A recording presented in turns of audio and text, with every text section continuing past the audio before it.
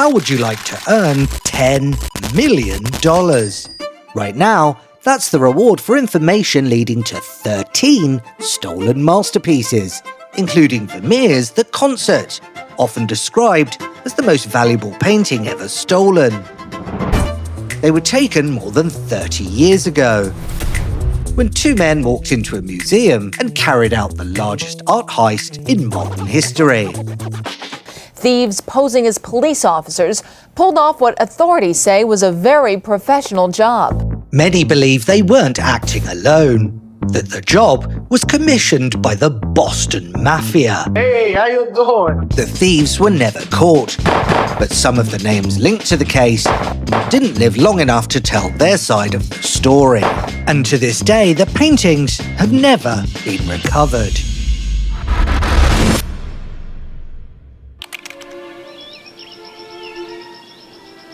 Built in the style of a Venetian palace by wealthy Boston socialite and art-obsessive Isabella Stewart Gardner, this museum houses one of the most extraordinary private collections in America.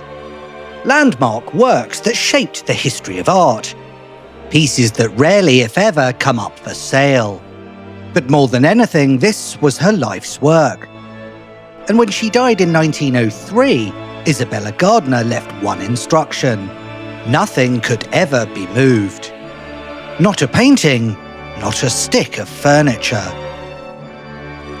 Everything had to remain exactly as she left it.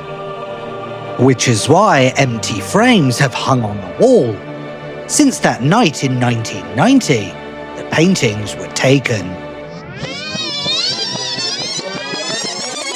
On March 18, 1990, at 1:24 in the morning, two individuals disguised as police officers came into the museum. They spoke to the guards for a few minutes and then told them they were under arrest. Once these two individuals had the guards handcuffed, they blindfolded them and tied them up with duct tape. For the next 81 minutes, the thieves have the run of the museum. No alarms, no interruptions. They move through the galleries calmly, deliberately. Paintings are lifted from the walls, others cut free, frames left behind, empty, damaged. Carefully curated displays dismantled in minutes. It may look chaotic, but the choices aren't. And just before dawn, they're gone. There is no footage of the crime, but there is one possible glimpse. The grainy surveillance video shows a night watchman open the side door at the Isabella Stewart Gardner Museum, allowing an unauthorized visitor in almost exactly 24 hours before the notorious heist. We're just looking to identify that person. We just want to ask, why he was there at, 12:50 in the morning the night before the heist occurred. The man's face is never seen fully on camera. His vehicle is parked on Palace Road, but even with enhancement, the FBI lab could not determine the color, make, or model. We were unable to enhance it to the degree that we would like, so we decided to ask the public to see if they could identify this individual.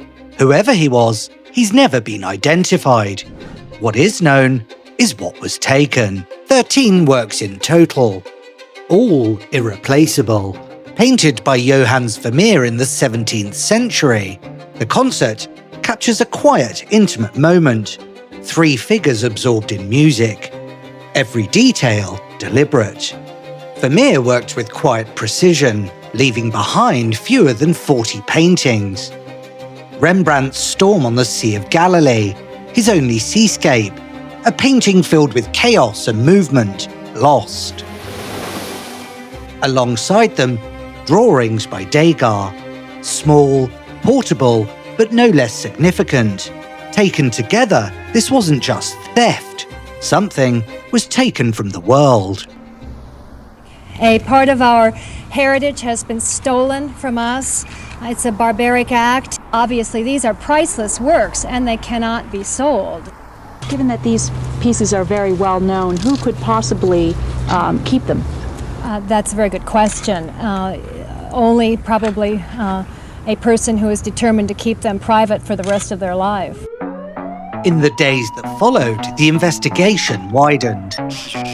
The FBI took the lead, And almost immediately attention turned to Boston's criminal underworld, because this didn't look like an ordinary burglary.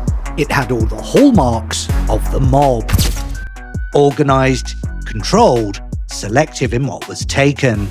Stolen art like this wasn't just valuable, it was useful. Used to bargain, reduce sentences, grease wheels behind the scenes. At the time, organised crime in Boston had already used stolen art as leverage to cut deals, or simply held it as untraceable currency. Names soon began to surface. Bobby Donati, a known mob associate. David Turner, linked to the robbery through witness accounts and his proximity to the museum that night. Carmelo Merlino, connected to claims the paintings had been moved, hidden, even traded. There were informants. Recorded conversations. For a time it seemed the investigation was closing in, but ultimately the trail went cold. Key figures began to disappear. Bobby Donati was murdered in 1991. Others refused to talk. Years later, the FBI would say they believed they knew who the thieves were. We, with a high degree of confidence, know who committed the heist. We just are trying to locate the art. Without any hard evidence, and with no one willing or able to talk, there was no case to bring. To this day, no one has ever been charged, and not a single piece of artwork recovered. Anthony Amore is the museum's security director, tasked with finding the art along with the FBI. With each anniversary, he feels closer to an answer, believing time will bring someone forward. The museum itself isn't complete until these pieces come back. The Isabella Gardner case still remains open. The whereabouts of the paintings unknown. They could be locked away in a private collection, hidden, or gone for good. Among the most valuable lost treasures in the world. Nevertheless, the $10 million award still stands. Thanks for watching, and don't forget to like and subscribe if you enjoyed this story.